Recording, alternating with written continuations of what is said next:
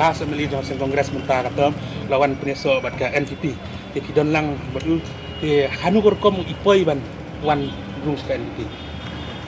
Em kalau pun nim don gay nagkong ang penpao yung dokumen nagaling nga ban party berapa gay hamta mi ba hamlet berom do way do kurang ba dengan kita ni gedung komisi ini iba mata kasi ba ro ni game longdo yang milig do la jon nang bani nagaling ding penpao yung dokumen datang ko hi ramdon kanu kuno kadaw na marba bunsi ni kibru yi kam do sarkar do ni krai de kata obat pak menyesok berpat ini baru komen itu.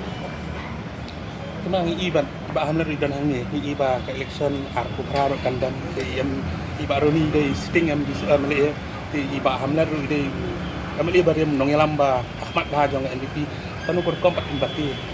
Kan ni kata empat dei ke bani keren nama election selection ni hade ni sebai. Ke parti sini de parti don discipline ha. We all of us will work together to already done, especially of that particular constituency. We will work together.